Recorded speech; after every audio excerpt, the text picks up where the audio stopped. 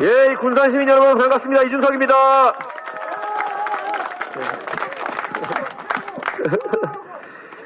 당대표 되고 나가지고 가장 뿌듯한 일이 있다면은 이제 꼭 전라도 어디를 간다 하더라도 저희 국민의힘에 대해서 기대하시는 분들이 더 많아지고 있다는 것입니다. 느껴지시죠, 여러분? 저희가 사실 저희 당에서 우리 후보가 편지를 호남의 230만 가정에 보냈는데 예, 광주에 제일 먼저 갔고 이게 양이 많다 보니까 순차적으로 갔습니다. 광주에 가장 먼저 갔고 전남에 그 다음에 갔고 가장 마지막에 이제 전북에 지금쯤 도착했을 텐데 다 받으셨죠? 그 안에 보면은 정말 우리 국민의힘이 지금까지 이 호남 지역에 대해서 하지 못했던 것을 반성하는 게 첫 번째요. 두 번째는 지금까지 지역 내에서 경쟁이 없어가지고 만약 지역 발전 문제가 좀 더디어졌다면은 그것을 앞으로는 우리가 민주당과도 당당하게 경쟁해가지고 군산을 다시 뛰게 만드는 그런 공약이 뭔지 저희가 세심하게 연구하고 있습니다. 잘하고 있죠? 저는 이렇게 생각합니다. 이번에 물론 대통령 선거가 있기 때문에 여러 가지 공약이 많이 나올 겁니다.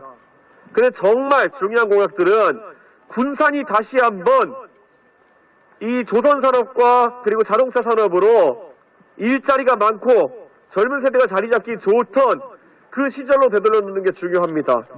특히 최근 들어가지고 조선 경기가 다시 살아나고 있습니다. 지금 그런 상황 속에서 군산의 그런 조선소 기술력과 경험을 바탕으로 해가지고 이제는 좀 더 고부가 가치의 그런 조선산업을 다시 한번 가져오려는 노력할 수 있다면은 그거야말로 군산에 여러 가지 일자리 만들 수 있는 그런 일이라는 것에 다들 공감하시죠, 여러분? 그리고 몇십 년째 새만금 이야기 나오지만은 새만금에 지금 문재인 정부 5년 동안 새만금에 과연 어떤 것들을 약속했고 실제로 무엇을 실현시켰습니까? 저는 지금까지 약속한 것의 10%도 못 해낸 것이 문재인 정부다 이렇게 생각합니다. 이 새만금이라고 하는 곳은 전라북도의 기회의 땅인가 더불어 가지고 대한민국에서 이 광활한 넓은 땅을 어떻게 활용하냐에 따라 가지고 대한민국의 미래 먹거리가 결정될 수도 있는 겁니다. 특히 새만금 공항 같은 경우에는 차질업 추진해서 전북 지역 그리고 서해권에 관문공항이 되어야 되는 것도 만든 것이고 거기에 더해가지고 그 새만금 공항의 실현 가능성을 높이기 위해서는 저희 항상 전북에서 정운천 의원님이 주장하시는 것처럼 항공정비사업 같은 MRO 사업 같은 것들도 그곳에 유치할 수 있도록 하는 것이 정말 중요하다고 정운천 의원님이 저한테 계속 교육하시는데 맞는 말이죠? 제가 훌륭한 멘토들을 많이 뒀습니다만은 우리 농업 분야에 있어가지고는 정운천 장관님만큼 저한테 많이 가르쳐 주시는 분이 없습니다. 그러다 보니까 저는 참 여기저기 가서 많은 얘기를 듣습니다. 오늘 저희가 타고 온 열정열차 천안에서 시작해서 장항선 타고 쭉 내려왔습니다.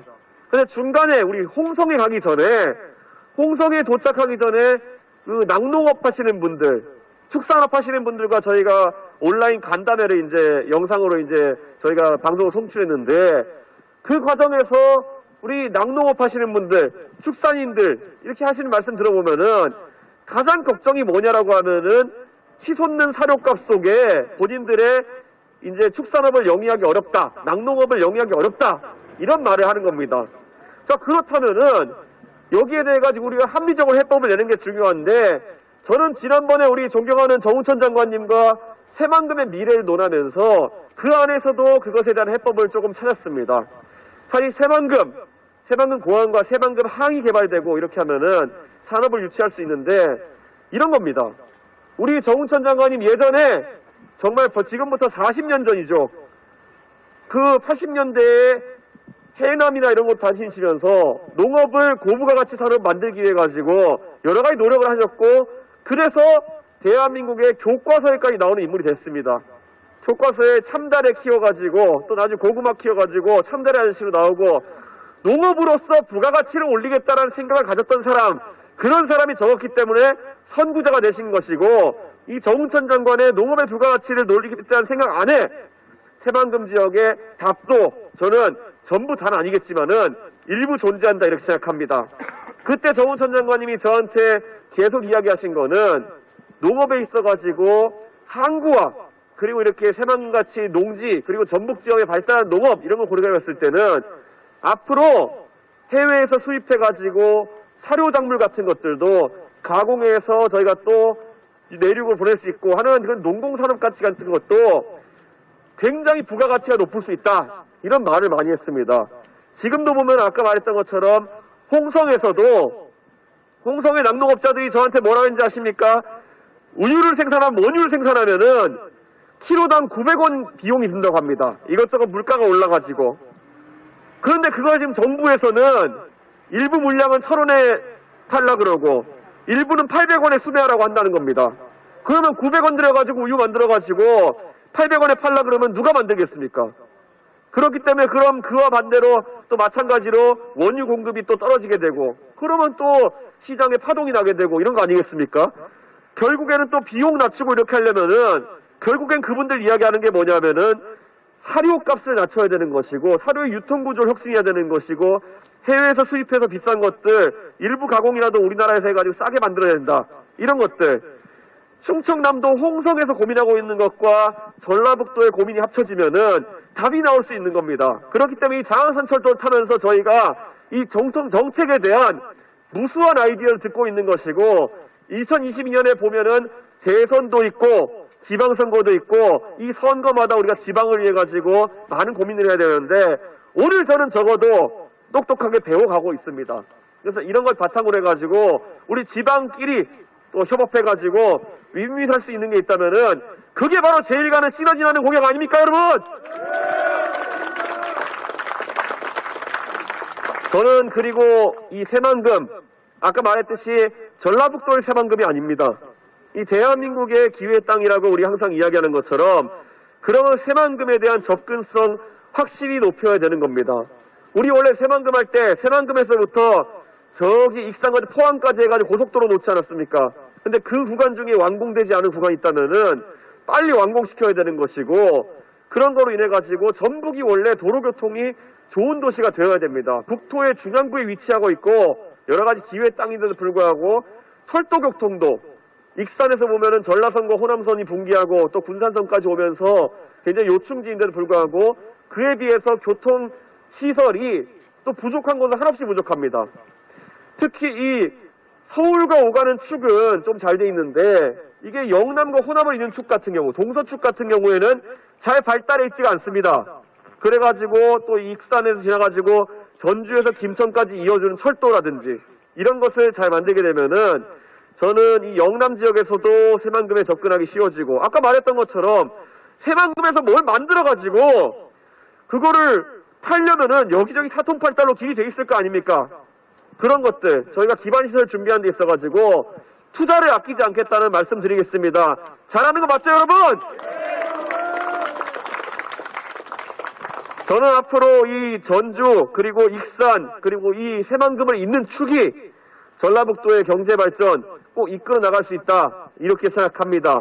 그리고 그 안에서 특히 군산은 2차 산업의 영광을 다시 한번 되살리고 지금 보면은 군산 GM자동차 없어진 공간에 일부 전기차 기업이나 이렇게 들어가가지고 그 일자리를 메우려고 하지만 아직도 역부족입니다. 그렇기 때문에 원래 지금 광주에서도 기아자동차만으로는 경쟁력이 안 되니까 광주형 일자리라는 걸 만들어가지고 글로벌 모터스, 그 현대차 경차 캐스퍼 생산하는 기지를 만들어가지고 다시 한번 자동차 산업이 도약하고 있습니다. 그런 것처럼 이 군산도 과거의 영광을 살리기 위해 가지고 이 결국에는 노동과 기업과 연구와 이렇게 각이 맞는 타협을 통해 가지고 우리가 이야기하는 군산형 일자리 같은 것들 더욱 확충해 가지고 정말 젊은 사람들이 다시 한번 일자리를 갖고 희망을 가질 수 있는 그런 공간 만들어야 되는 건 동의하시죠 여러분? 정말 이거 진짜 이런 얘기들 우리 윤석열 후보도 저랑 다 상의하면서 다 알고 있는 내용들이고 한데 오늘 무슨 날인지 아시죠? 오늘 저녁에 TV토론이 갑자기 잡히는 바람에 이 군산까지 와가지고 여러분한테 이런 말씀 다 드려야 되는데 안타깝게도 제가 대신 이렇게 말을 전하게 됐습니다. 근데 또 한 가지 말씀드릴 거는 저 이거 어디 가가지고 미국 하버드 가서 공부해온 거 아닙니다. 이거 제가 하버드에서 이런 거 안 가르쳐줘요. 전라북도 뭐 어떻게 발전시키게 하는 거 안 가르쳐줍니다. 제가 단언코 말씀드리는 거는 제가 지금까지 드린 모든 말씀, 제가 익산에 오고 새만금에 오고 또 전주에 갈 때마다 정운천 의원이 제 옆에 꼭 붙어 앉아가지고 다 가르쳐주시고 그래가지고 다 배워가지고 저는 저대로 가가지고 공부 좀 하고 내용 좀 찾아보고 해가지고 이렇게 지금 말씀드리는 겁니다. 그렇기 때문에 우리 국민의힘의 전라북도 관련 공약 더 반영될 게 있으면은 누구한테 얘기하면 된다? 우리 정운천 의원님한테 말씀 주시면은 전라북도 관련된 공약들 다 우리 당에서 연구해가지고 실현 가능한 형태로 여러분에게 전달해 드리고 무엇보다도 우리 전라북도에서 다양한 고민을 해야 됩니다.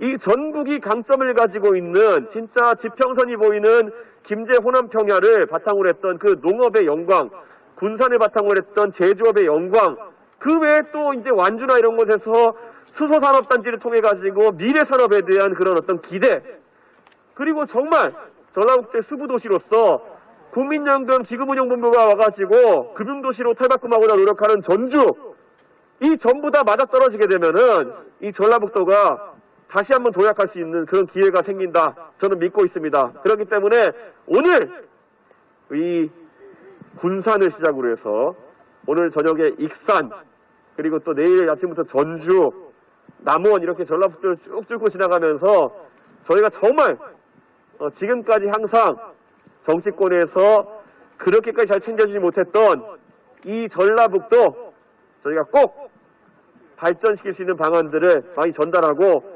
희망을 드릴 수 있도록 하겠습니다. 감사합니다.